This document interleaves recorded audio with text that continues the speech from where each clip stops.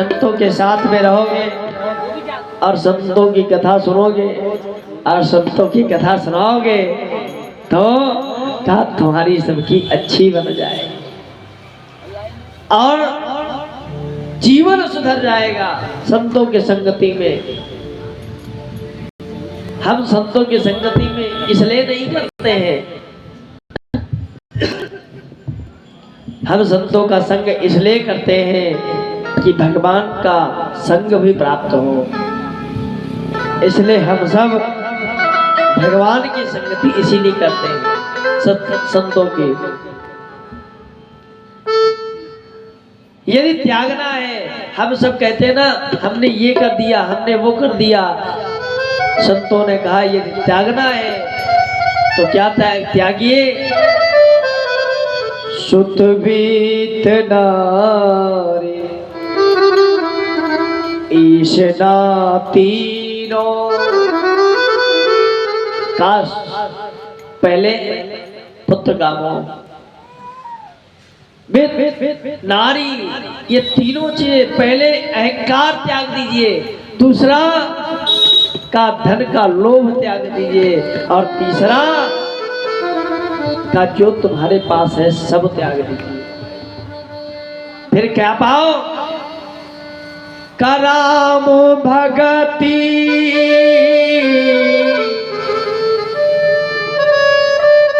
संतन कर संगा। प्रभुता मिले न कोई शंका। कहा प्रभु की भक्ति, संतों का संग और जो 2-3 दिन ये किया तो 4-10 महीने किया, फिर भगवान को प्राप्त करने में आपको देर नहीं लगेगी। कोई शंका नहीं, आपको भगवान नहीं मिलेंगे, भगवान आपको शीघ्र ही प्राप्त होंगे।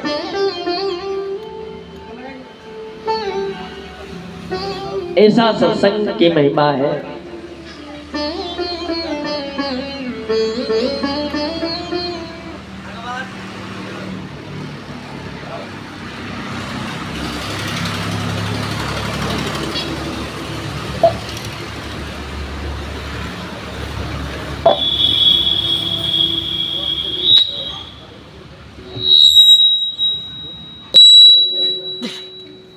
बोले वृंदावन बिहारी लाल की। नैमिषारण्य धाम की। मिलते हैं जहां पर कोई मोह, कोई कपट नहीं विराजमान है।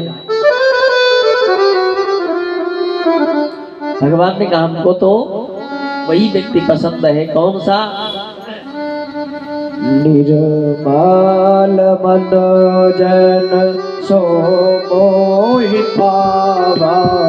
निर्मल मन जन सो मोहि पावा। निर्मल मन जन सो मोहि पावा। निर्मल मन जन सो मोहि कपट छल छिद्र भावा। मोहि कपट छल छिद्र भावा। मोहि कपट छल छिद्र भावा। मोहि कपट छल छिद्र भावा।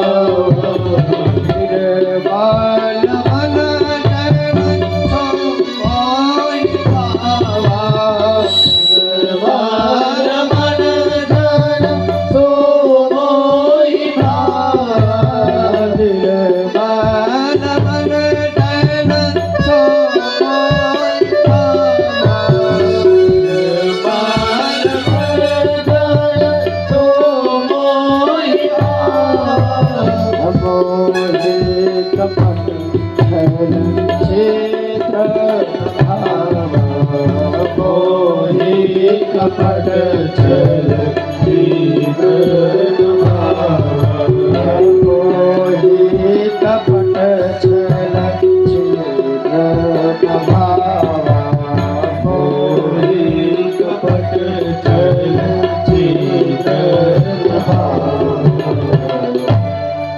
निर्मल मन जन सो मोहि पावा, मोहि कपट छल छिद्र न भावा। निर्मल मन जिसका होता है महाराज, उसी को हम मिलते हैं। निर्मल मन जन सो मोहि पावा, और मोहि कपट छल छिद्र न भावा। जो कपट करता है, छल करता है और का दूसरों की बुराई में तल्लीन रहता है, ऐसे को मैं कभी भी प्राप्त नहीं होता हूं।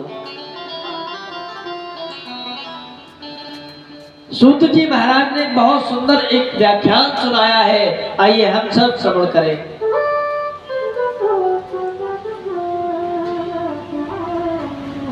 काहं भक्ति ख्याता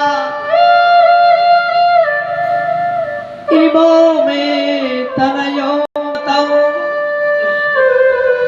का महाराज ज्ञान और वैराग्य और भक्ति की कथा आती है। जिस चीज का ग्राहक नहीं मिलता है साहब, वही पुरानी हो जाती, खराब हो जाती है और उसको कचरे में डाल दिया जाता है। आजकल ज्ञान को कौन चाहता है? कोई नहीं चाहता है। एकदा ही विशालाया, एक बार महाराज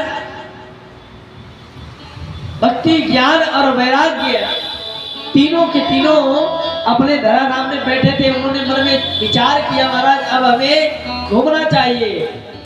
और भू भुआ स्व जना तपः अतल वितल सुतल तरातल महातल, सारे लोगों में घूमते घूमते मृत्यु लोक पहुंचे। और जो ही मृत्यु लोक में पैर रखा, महाराज ज्ञान वैराग्य दोनों बूढ़े हो गए, भैया भक्ति भी बूढ़ी हो गई। और का घूमते घूमते घूमते घूमते महाराज मैं जब पहुंची वृंदावन, और वृंदावन में मैं पुनः तरुण हो गई। वृंदावन पुनः प्राप्य नवीनेव स्वरूपिणी।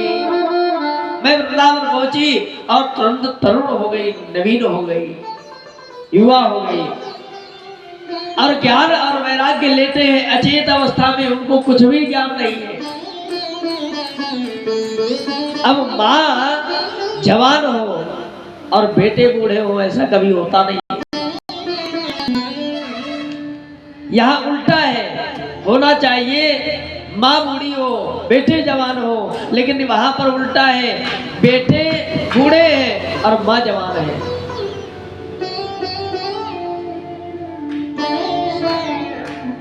ऋषियों ने कहा महाराज जी क्या सुना रहे हो?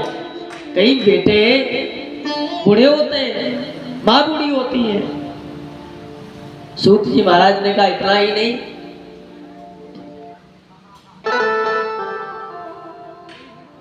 बूढ़े तो हैं, अचेत हैं, श्वास जोर जोर से ले रहे हैं, बोल नहीं पा रहे हैं। क्यों? कहा वो जर्जर हो गए हैं। जैसे व्यक्ति बूढ़ा होता है फिर भी बोल लेता है, और जो वेंटिलेटर पर लेटा होता है, आईसीयू में भर्ती होता है, वो कहीं बोल पाता है? तब आईसीयू नहीं था, हॉस्पिटल नहीं थे, तो वही हॉस्पिटल था। दोनों तरफ माँ ने अपने बेटों को लिटाया हुआ है, चारों तरफ से सखियां पंखा कर रही हैं, गंगा यमुना सरस्वती इत्यादि सारी बैठी हुई है, लेकिन कोई भी आराम नहीं दे पा रही है। धीरे धीरे धीरे धीरे समय बीता। नारद बाबा घूमते घूमते घूमते घूमते आ गए कहाँ? वृंदावन। और जो ये वृंदावन पहुंचे, एक बहुत सारा विशाल सभा देखी, और उसमें भैया ज्ञान वैराग्य लेटे हैं, माँ बूढ़ी बैठी रो रही है, आओ कोई बचाओ, आओ कोई बचाओ। अब धीरे धीरे धीरे धीरे समय हुआ। नारद बाबा को भक्ति मैया ने देखा और भक्ति मैया ने जोर से आवाज लगाई, अरे महाराज ठहर जाओ, ठहर जाओ, आपका दर्शन तो दुर्लभ है और दर्शन मिला तो आप कहाँ जा रहे हो। नारद बाबा ने कहा, एक बार भैया मैंने माया पकड़ी थी, एक बार पहले भूल हुई, उसका भुक्त भोगी मैं हो गया, मुझे इतना भोगना पड़ा, अब भैया इससे दूर रहना है। माया पापिल वैरी है, सब नाच नचा देती, देखो ये जाल है ऐसा बुन बुन कर खाक बना देती, देखो ऐसा जाल बुनती है ये माया, जाल में फंसते फंसते फंसते फंसते फिर का ये शरीर खाक हो जाता है और फिर भी माया समाप्त नहीं होती। एक बहुत सीरियस व्यक्ति लेटे हुए थे, बहुत ज्यादा बीमार थे। अब वो लेटे हुए, उनके घर वाले सब पंखा कर रहे, दवाई दे रहे, लेकिन उनको दवाई से आराम नहीं हुआ। सामने एक बछड़ा बंधा हुआ था, झाड़ू खा रहा था।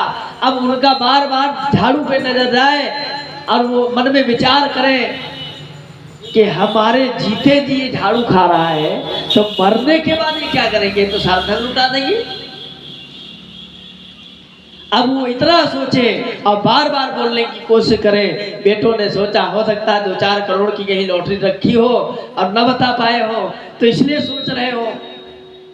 उन्होंने एक डॉक्टर साहब को बुलाया, अरे डॉक्टर साहब ऐसी कोई दवाई बताओ कि 2-4 शब्द बोल जाए और फिर भले मर जाए।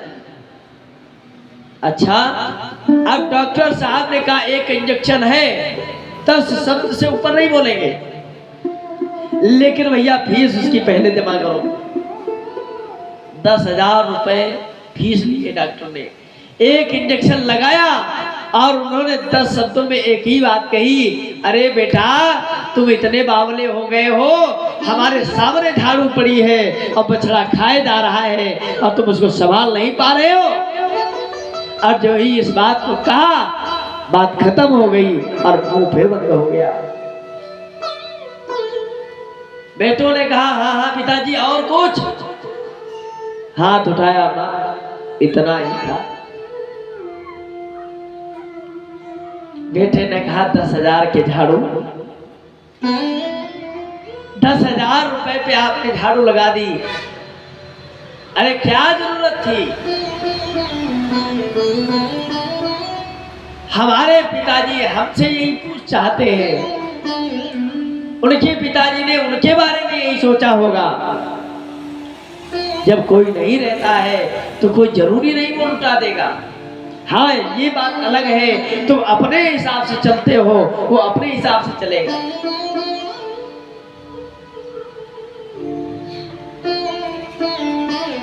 जो गया सो चला गया,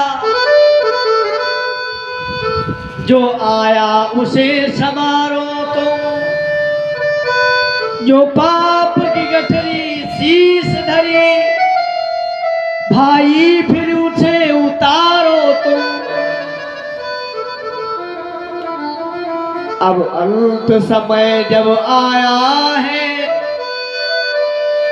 तब कोई काज नहीं करना, हरि नाम को तुम ही लेते ही इन प्राण छोड़कर। महाराज इस प्राणों को छोड़कर चले जाओ, लेकिन अंतिम समय में ये क्यों कहते हो ये झाड़ू, ये पैसा, ये बकरा, ये क्या है?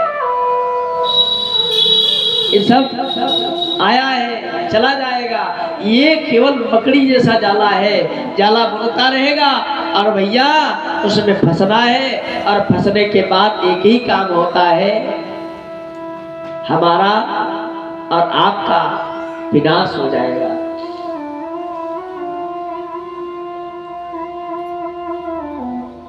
आज भक्ति मैया ने कहा आप महाराज जी ठहर जाओ। भो भो साधो क्षणम तिष्ठ मच्चिंतामपि नाशय।